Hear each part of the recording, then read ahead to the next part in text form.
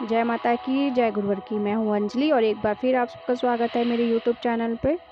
मेरी चैनल पे वीडियो बनाने का उद्देश्य सनातन धर्म को बढ़ावा देना और समाज में धर्म के प्रति विश्वास में वृद्धि करना है।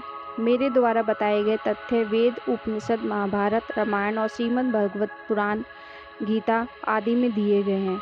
इसमें कुछ भी काल्पनिक या मिथ्या नहीं है। मेरा उद्देश्य किसी भी व्यक्ति या समाज की भावना या आस्था को आहत करना बिल्कुल भी नहीं है। तो इसीलिए अगर आप चाहते हैं कि मेरा ये चैनल बढ़े तो कृपया इस चैनल को ज़्यादा से ज़्यादा सब्सक्राइब करें। मेरी ये छोटी सी कोशिश है, कृपया इस कोशिश को पूरा करने में आप सब अपना सहयोग ज़रूर दें।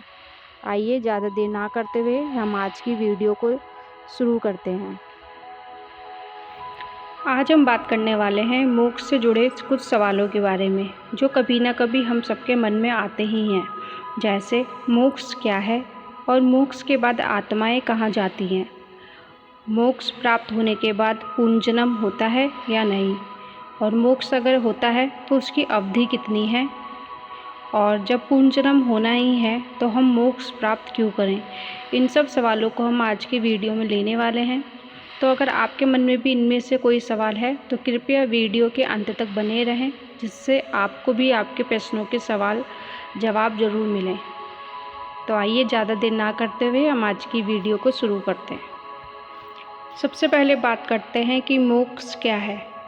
तो मोक्ष का अर्थ है आत्मा द्वारा अपना और परमात्मा का दर्शन करना।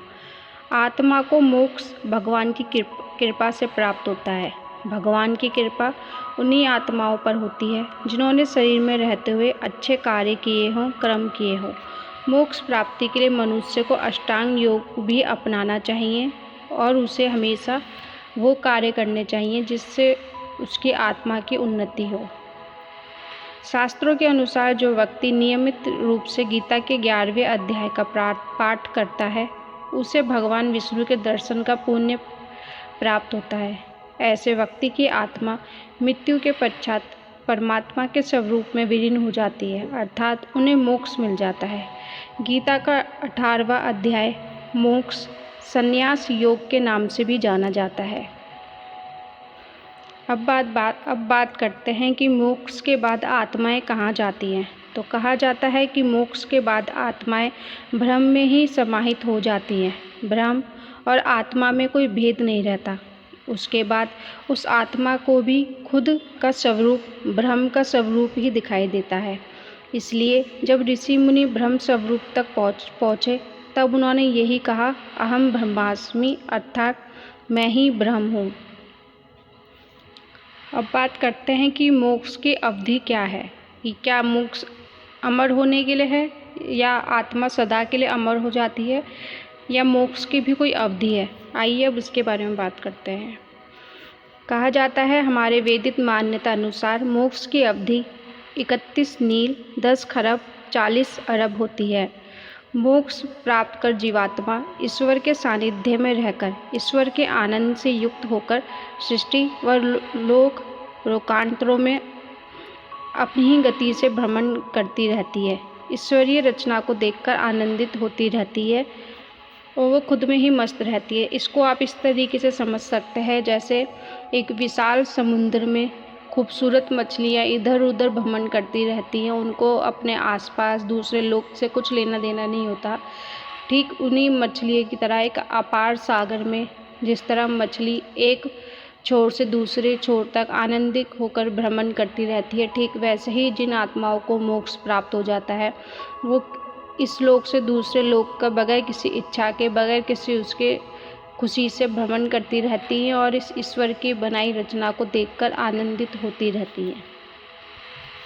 अब ये जानने के बाद कि मोक्ष भी सदा के लिए नहीं है, उसकी एक अवधि निर्धारित होती है, तो अब आप सबके मन में ये सवाल ज़रूर आ रहा होगा कि मोक्ष के बाद जन्म होना ही है, हमें फिर से सांसारिक दुख उठाने पड़ेंगे, तो फिर हम मोक्ष प्राप्त करें ही क्यों, या मोक्ष प्राप्त करने का लाभ ही क्या रहा।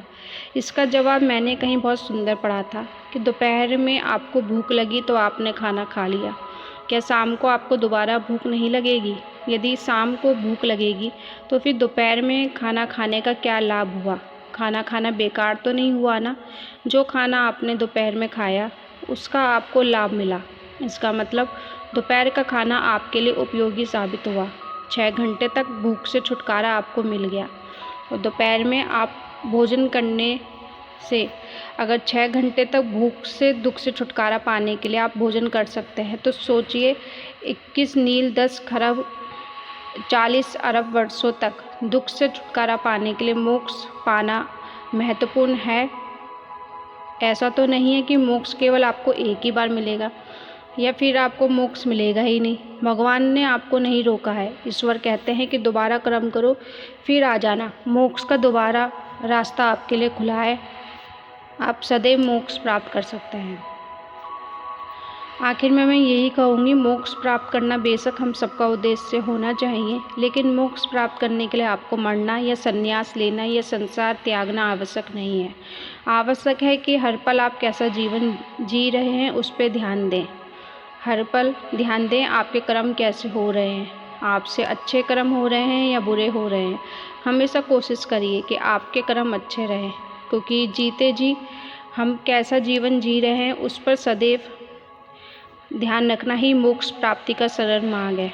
आप अच्छा जीवन जीते रहिए, अपने कर्मों पर ध्यान देते रहिए। बाकी आपको मोक्ष प्राप्त होगा या नहीं होगा वह पूरी तरीके से आप किस प्रकार के कर्म बंधन निभा रहे हैं या कितने कर्मफल आपके शरीर के शेष हैं, ये सब उस पर निर्भर करता है।